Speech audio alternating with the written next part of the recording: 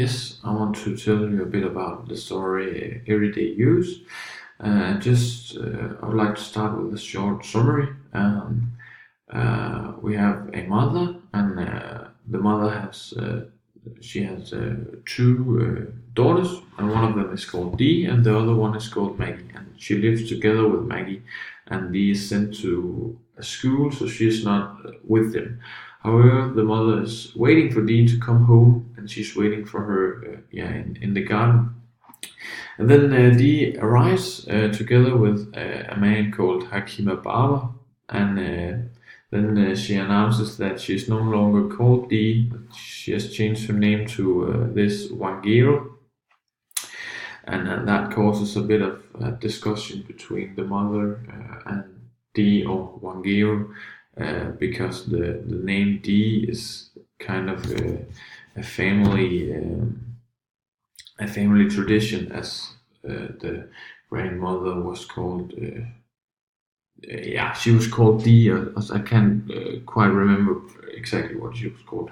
However, that's you could argue that the fact that Dee has changed her name to Wangero is kind of disrespectful, to the family, because it has this meaning for the family. Um, and then later on, they all eats together, and Wangiro discovers this homemade butter churn and kind of wanna use it as decoration in her own home. Then later on again, Wangiro discovers these homemade quilts, and also wants them. She wants them too. However, the mother had promised to give those quilts to Maggie, and therefore she declines Wangero's request to get those, and that causes Wangero to be quite mad, and argues that she deserved them more than Maggie because she would fit them much better, and that kind of Maggie wouldn't appreciate them in the same way that she would. However, the mother is still refusing Wangero, and that leaves Wangero to leave the house and to sort of become very angry at the mother. Just a short characterization of the characters. You could describe the mother as a very tough lady, and these quotes kind of shows us that, as it says here, one winter I knocked a bull straight in the brain between the eyes with a sledgehammer, and had the meat hung up to chill before nightfall. That's quite that shows she is a quite tough lady.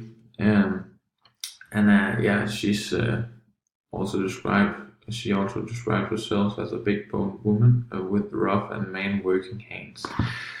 She is a very manly woman who just who's able to do what a man normally does, I guess.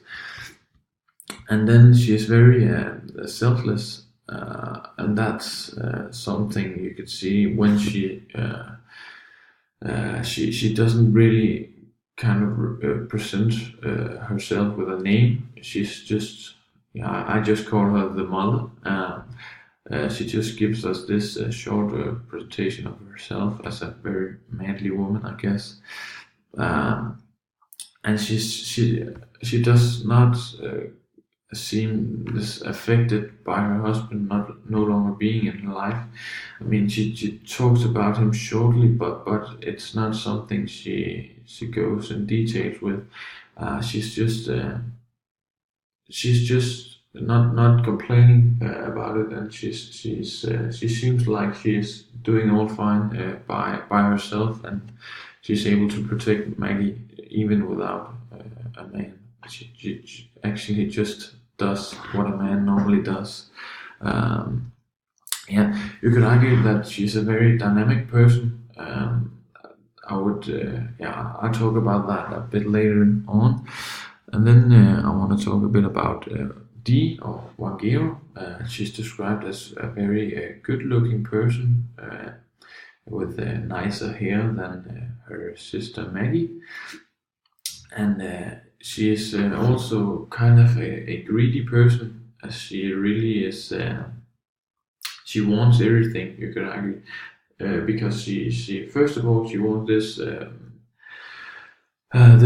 butter churn, and then later on she proceeds to want those quilts, and yeah, she's just kind of greedy. She doesn't really respect her mother's properties, I guess.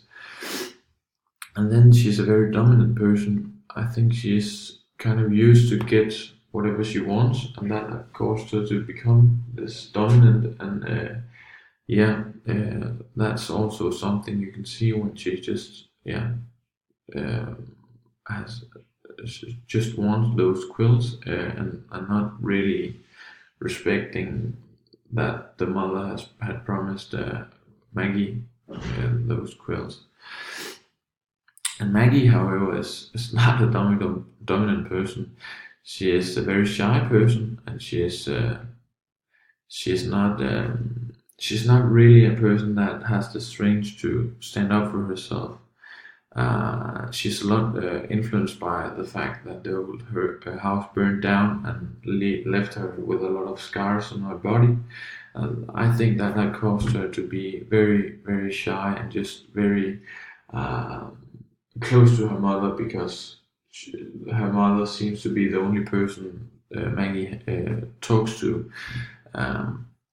She's described with the following sentence: have you ever seen a lame animal, perhaps a dog, running over by some careless person rich enough to own a car, sidle up to someone who's ignorant enough to be kind to them?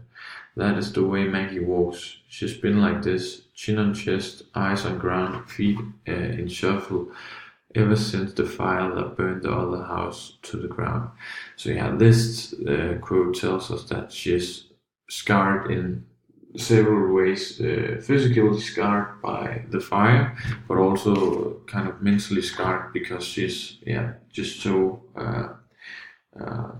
bonded to her mother now. She really isn't a person that takes her own decisions and stuff like that. Yeah, and then the relationship between the characters is quite. It is quite clear that Maggie and the mother have a very close relationship because they live together. That's a fact, but they also, it seems like Maggie is very, very, very closely bonded to the mother because she can't really make decisions herself, and therefore she's kind of the mother is very important to her.